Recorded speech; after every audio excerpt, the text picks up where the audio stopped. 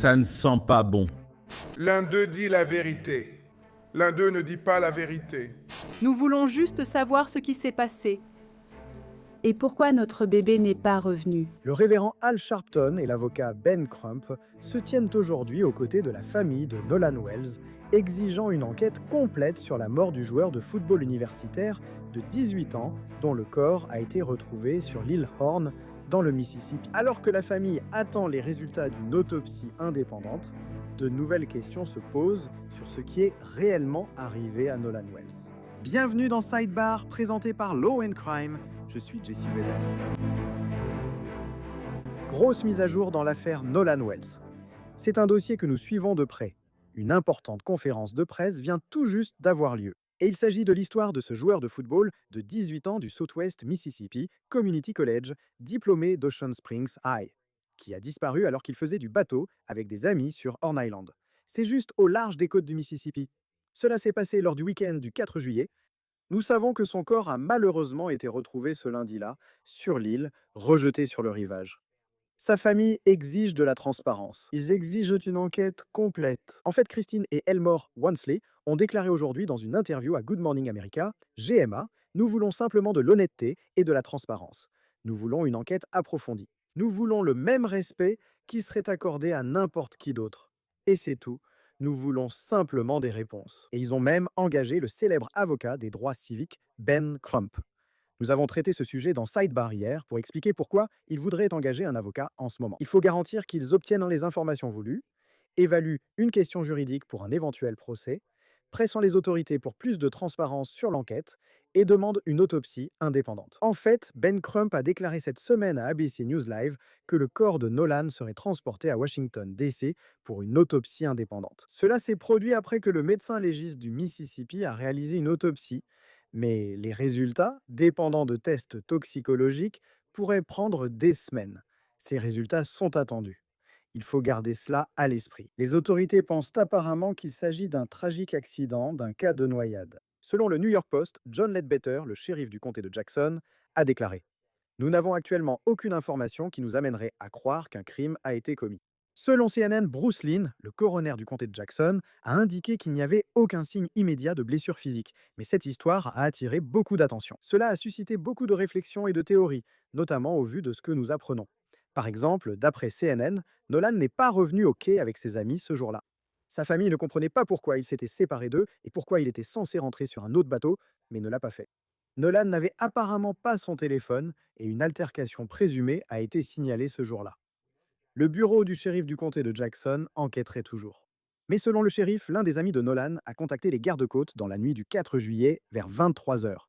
Apparemment, la mère de Nolan a appelé le bureau du shérif dans la nuit du 4 au 5 juillet. Et la famille se pose des questions, par exemple, sur la raison pour laquelle Nolan serait resté sans ses amis. Christine a déclaré à GMA, je cite, « Nous ne pouvons pas répondre à cette question.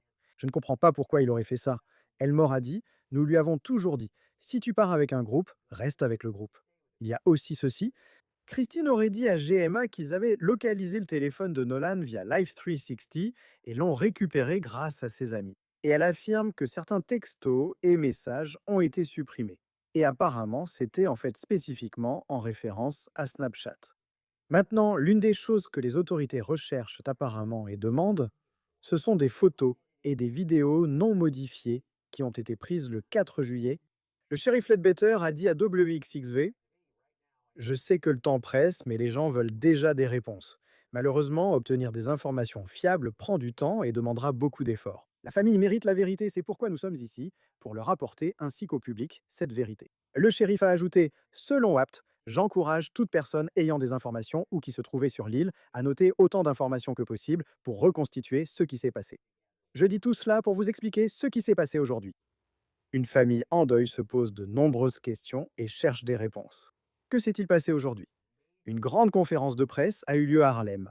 Il y avait la famille, leur avocat Ben Crump et le révérend Al Sharpton, tous exigeant la même chose, de la transparence, des réponses et la vérité sur ce qui est arrivé à Nolan Wells. Donc, si vous avez suivi cette affaire, vous savez qu'il y avait une forte attente autour de tout cela.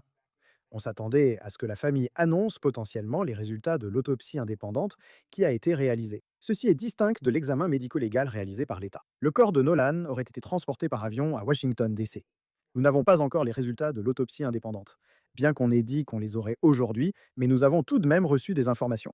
Peut-être pas ce à quoi tout le monde s'attendait, mais le révérend Al Sharpton a ouvert la conférence et il est allé droit au but. Ce qu'on nous a dit n'a aucun sens. Et étant donné qu'il y a un manque de confiance envers les autorités locales qui, à mon avis, ont déjà semblé mal gérer la situation. Parce que dire immédiatement, avant même qu'une semaine ne soit passée, qu'il n'y a eu aucune erreur, quand on entend que ce jeune homme était impliqué dans une sorte de dispute qui a été enregistrée, que son téléphone portable et ses clés se sont retrouvés avec l'une des personnes qui était là sur l'île et qui a pris la fuite. Maintenant, nous allons voir Ben Crump, et il affirme que les récits sur ce qui est arrivé à Nolan ne correspondent tout simplement pas. Les contradictions flagrantes vous sautent tout simplement aux yeux. Le fait que il est là avec ses amis et quand tu regardes toutes les vidéos, il semble être le seul noir sur l'île, ou peut-être un autre, mais pas beaucoup. Et donc, Jared, il y a une jeune femme à qui il parlait qui dit ça. Eh bien, Nolan a dit qu'il retournait pour monter sur le bateau avec les garçons. Les garçons disent que Nolan leur a dit qu'il allait rester et parler à la jeune femme. C'est une contradiction. Ils ne disent pas la même chose. L'un d'eux dit la vérité, l'un d'eux ne la dit pas. Et puis, le fait, révérend Al, qu'ils aient cette vidéo d'une dispute qui se déroule. Et vous savez, Dieu merci, tous les jeunes ont des téléphones portables. Et dès qu'ils entendent des gens élever la voix, ils commencent à filmer. Et donc, on entend sur la vidéo Nolan dire « Donne-moi mon foutu téléphone. Qu'est-ce que tu fous ?» Et cela devient encore plus pertinent quand on pense à l'histoire qu'il présente, selon laquelle Nolan aurait choisi de rester sur place. C'est ce qu'ils disent. Et il a aussi soulevé quelque chose qui te fait réfléchir. Le téléphone de Nolan.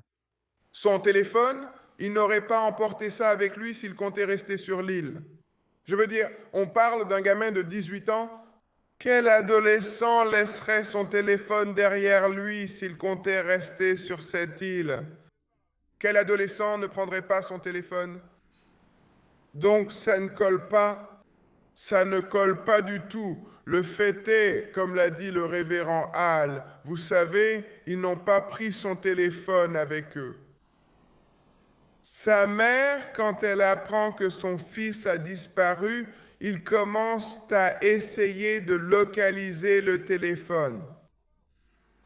Le GPS, le téléphone, ils ont utilisé Live 360 et ils ont découvert que, eh bien, le téléphone est sur la terre ferme.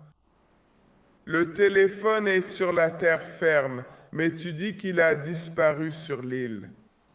Donc, ça ne colle pas. À partir de là, nous avons entendu Christine, la mère de Nolan, parler de ce qui s'est passé quand elle a enfin mis la main sur ce téléphone. Donc, quand nous sommes rentrés à la maison, ma sœur et moi avons en fait fouillé dans le téléphone portable de Nolan, en particulier Snapchat, parce que c'est tellement populaire chez les enfants. Et quand nous l'avons ouvert, il n'y avait rien. Il n'y avait aucune photo enregistrée. Il n'y avait aucun snap de ce jour-là. Et nous l'avons ouvert avant l'expiration des 24 heures. Donc, nous avons trouvé cela très préoccupant uniquement parce que toute personne ayant déjà côtoyé Nolan vous dira que lors des rassemblements, il prend des vidéos, il prend des photos. Il est même venu me voir alors que je me préparais à aller me coucher. Et maman, allez, prends une photo de moi. Vous savez, c'est juste que, voilà, c'était Nolan. C'est pour ça qu'on pense que certaines choses ont peut-être été supprimées. Voici l'une des grandes questions. Plus de 200 personnes auraient été sur cette île, des bateaux partout. Quelqu'un a-t-il vu quelque chose? Cette idée selon laquelle il s'est noyé, vous avez sûrement vu toutes les vidéos qui circulent. Je veux dire, s'il est en train de se noyer, personne ne le voit se noyer, personne ne lui vient en aide, personne n'essaie de l'aider. Je veux dire, évidemment, il se démarque. C'est, je crois, la seule personne noire que j'ai vue en regardant les vidéos. Et si tu le vois en train de se noyer, tu veux dire que personne ne va essayer de l'aider? Ça ne tient pas debout, ça ne tient pas debout. Et c'est pourquoi, à la demande de la famille, nous avons fait réaliser une autopsie indépendante. Et nous remercions Colin Kaepernick d'avoir aidé à payer cette autopsie indépendante. Et nous remercions Tyler Perry d'avoir aidé à payer les funérailles. Parce que, comme l'a dit le révérend Hall, c'était juste des parents ordinaires qui menaient leur vie. Ils ne s'attendaient à rien de tout cela. Et maintenant, nous devons essayer d'engager tous ces experts pour voir s'ils peuvent récupérer des messages supprimés. Nous avons besoin d'experts. Vous entendrez Maître Park parler de l'endroit où le corps a été retrouvé, quand il a été récupéré et combien de temps il a fallu pour le récupérer. Malgré les assurances que que l'équipe de Crump recevrait rapidement les résultats de l'autopsie, nous les attendons toujours. Nous continuerons à suivre cette histoire. Nous allons continuer à voir comment les choses évoluent, car c'est une famille qui ne va pas abandonner. Et je vous le dis tout de suite, nous non plus. C'est tout pour le moment sur Sidebar. Merci de nous avoir suivis. Abonnez-vous sur YouTube, Apple Podcast, Spotify ou votre plateforme de podcast habituelle. Retrouvez-nous aussi sur Peacock de NBC. Suivez-moi sur X, Instagram ou mon émission JC Weber Live sur News Nation du lundi au vendredi à 23h heure de l'Est. À la prochaine à tous.